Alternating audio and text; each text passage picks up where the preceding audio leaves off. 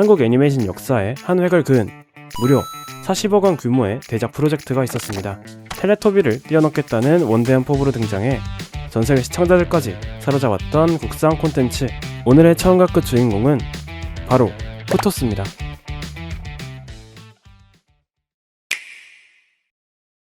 당시 유아방송 시장에는 영국의 BBC가 만든 탈인형 프로그램 텔레토비가 상륙하며 엄청난 부문을 일으켰습니다. 이를 수입해 방영했던 KBS는 최고 시청률 17%라는 전무후무한 대기록을 목격하게 되죠. 해외뿐 아니라 국내 시장까지 장악한 텔레토비의 위력을 보며 KBS는 한 가지 결심을 하게 됩니다. 그렇게 제작 기간만 2년, 총 제작비 40억 원이라는 대규모 투자가 감행됩니다. 당시 유아 타깃의 실사 촬영물로서는 그야말로 이례적인 스케일이었습니다. 연출을 맡은 PD는 기획 취지에 대해 이렇게 밝히기도 하였습니다. 아들이 9살인데 주변에서 줄넘기 가해까지 시키는 것을 보고 큰 충격을 받았다. 어린이들에게 어릴 때부터 너무 경쟁적인 환경에서 자라는 것이 안쓰러웠다. 아이들에게 서로 돕고 살아가는 공생의 철학을 전달하고 싶었다. 이러한 따뜻한 문제의식에서 출발한 후토스는 아주 독특한 형식을 취했습니다. 단순한 탈인형 드라마에 그치지 않고 에피소드 중간마다 3D 애니메이션을 혼합하는 차별화된 시도를 선보인 것입니다. 자, 본론을 시작하기 전에 스토리가 가물가물한 분들을 위해 간단하게 요약해드리겠습니다. 어느 날 신비로운 하늘을 나는 오두막집이 잔디밭 한가운데에 뚝 떨어집니다. 이 신기한 광경을 목격하고 섬의 주민들이 하나둘 모여들기 시작하죠. 호기심 많은 건 뭐야? 아는 척 대장 호랑이 알아. 긍정왕 무당벌레 좋아. 따라쟁이 막내 병아리 나도. 이들은 움직이는 오두막집을 자신들의 아지트로 삼고 이를 타고 신나는 모험을 떠나게 되며 생기는 이야기들을 다루고 있습니다. 여기서 주목할 만한 디테일이 있습니다. 캐릭터들의 이름을 단순한 장명이 아니라 영유아의 언어 발달 수준과 심리를 철저하게 분석해 설계하여 제작진은 2세에서 6세 사이의 아이들이 일상생활에서 가장 많이 내뱉는 의성어, 의태어, 그리고 감정 표현 단어들을 그대로 이름으로 가져왔습니다. 유아기가 되어 의사표현을 시작하면 세상 모든 것에 의문을 품고 질문을 쏟아내는 시기가 옵니다. 이때 아이들이 하루에도 수십 번씩 외치는 이거 뭐야? 저거 뭐야? 의 뭐야에서 따왔습니다. 자아인식이 생기면서 나 이거 할 줄 알아. 내가 맞췄어. 라며 어른들에게 칭찬과 인정을 받고 싶어하는 영유아의 심리를 모티브로 삼았습니다. 그 외에 조아와 나도 그리고 시즌2부터 등장한 시로 역시 아이들이 영상을 보면서 자연스럽게 언어를 동기화시키고 모방하도록 설계되었습니다. 대사가 많지 않은 유아 프로그램의 특성을 극복하기 위해 이름 자체가 캐릭터의 성격이자 매회 반복되는 시그니처 대사가 되도록 만들었습니다. 무언가 새로운 물건이 떨어지면 모야가 달려가 뭐야 뭐야 하면서 만지고 아라가 와서 아라는 다 알아 하며 아는 척을 합니다. 뒤이어 조아가 조아는 다 좋아 하면서 웃으면 나도가 뒤늦게 뛰어와 나도 할래 하며 따라하는 시기였죠.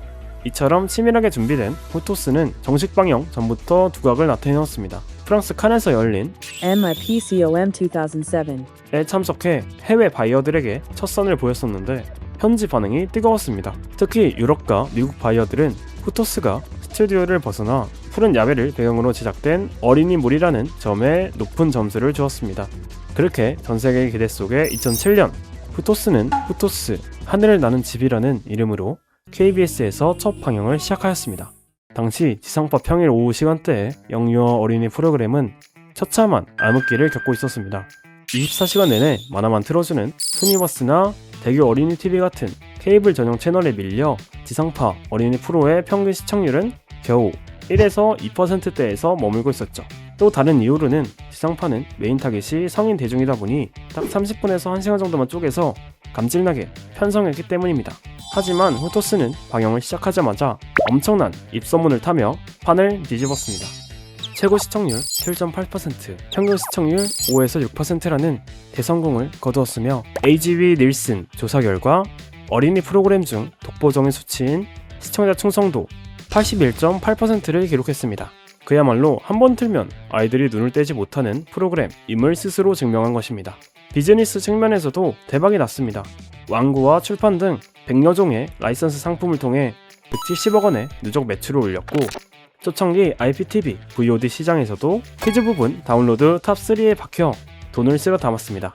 그 결과 다음과 같은 상을 휩쓸었죠. 이러한 흥행에 힘입어 2008년 KBS는 어린이날 특집으로 국내 최초의 탈인연극 드라마 5개의 보물을, 여름방학 특집으로는 드라마 내 사랑 흰둥이를 방영하기도 했습니다.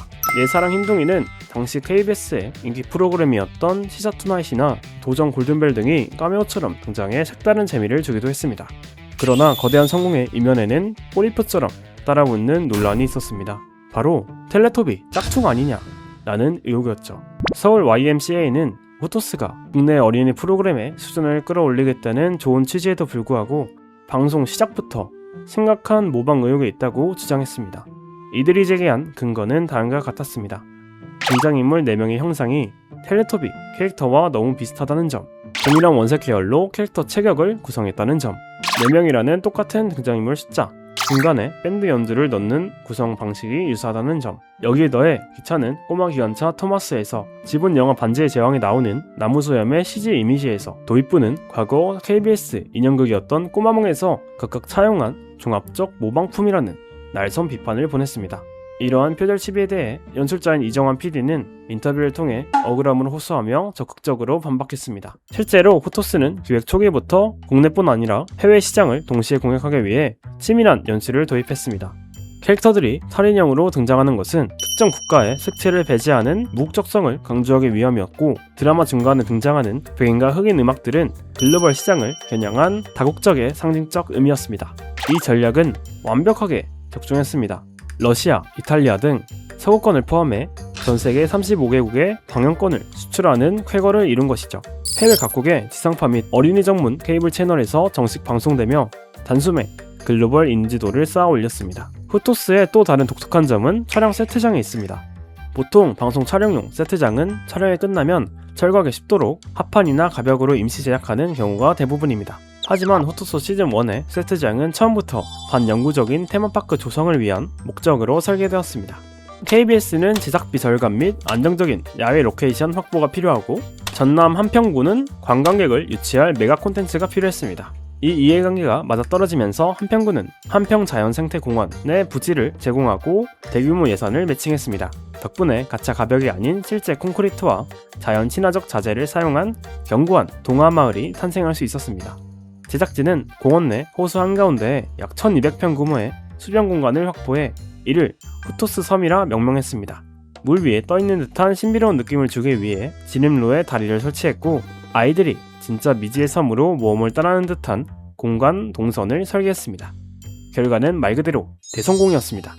방영 당시 주말이나 어린이날이 되면 전국에서 유모차를 끌고 온 가족 단위 관객들로부터 한평자연생태공원 일대가 마비될 정도였습니다. 지역의 명실상부한 산책과 소풍의 단골 코스가 되었으며, 한평군의 대표 축제인 나비대축제, 북향대정 등과 시너지를 일으키며 막대한 지역 경제 활성화 효과를 가져왔습니다. KBS는 시즌1의 엄청난 성공에 힘입어 2010년 후속작인 시즌2 포토스 잃어버린 숲을 기획합니다. 시즌1의 한평 세트장이 흥행의 중심축이 되자 시즌2에서는 지자체 제휴 스케일을 훨씬 더 키웠습니다. 전국의 타 지자체들이 후속작 유치 경쟁에 뛰어들었고, 최종적으로 경상북도 봉화군이 제작 지원 및 부지 제공을 조건으로 KBS와 업무 협약을 체결하게 됩니다. 봉화군은 약 10억 원 안팎의 예산과 부지를 전폭적으로 지원했고, KBS 역시 약 30억 원의 제작비를 추가로 투입했습니다. 그 결과 경북 봉화군 일대의 시즌1 한평 세트장보다 무려 3배나 커진 규모, 약 2700평 크기의 포토스 동산 오픈 세트장이 새롭게 구축되었습니다. 스토리에도 과감한 변화가 생겼습니다. 영리화 프로그램에서는 쉽게 보기 힘든 디스토피아, 아포칼립스 설정을 도입한 것입니다. 지구의 마지막 남은 녹색 숲을 배경으로 새 캐릭터 시로의 숨겨진 과거와 서사를 풀어내며 몰입도를 높였습니다. 그렇게 방영을 시작한 호토스 잃어버린 숲은 평균 시청률 0.5%를 기록하며 시즌1의 폭발적인 시청률에 비하면 다소 아쉬운 성적을 받게 됩니다. 하지만 비즈니스 분야에서는 여전히 강력했습니다. 대표적으로는 NH농협과 손잡고 출시한 어린이 통장과 후토스 요구르트가 시장에서 선풍적인 인기를 끌었습니다. 또한 새로 지은 봉화군의 호토스 동산 또한 자연 풍경 속의 환경 메시지를 잘 녹여내어 방영과 동시에 지역 축제 및 유치원 단체 소풍 행렬과 맞물려 큰 시너지 효과를 보았습니다. 그러나 해가 뜨면 다시 지기 마련이듯 시대의 흐름은 야속하게 흘러갔습니다. 2010년대에 접어들며 대한민국 아동 콘텐츠 시장에는 거대한 지각 변동이 일어납니다. 뽀롱뽀롱 뽀로로의 메가 히트 이후 꼬마 버스 타요, 로보카 펄리 등 고품질 3D 애니메이션 경쟁작들이 시장을 장악하기 시작한 것입니다. 화려하고 역동적인 3D 화면에 눈이 익숙해진 당시 영유 아이들에게 움직임이 둔하고 정적인 실사 탈인형극은 상대적으로 지루하게 느껴질 위험이 컸습니다.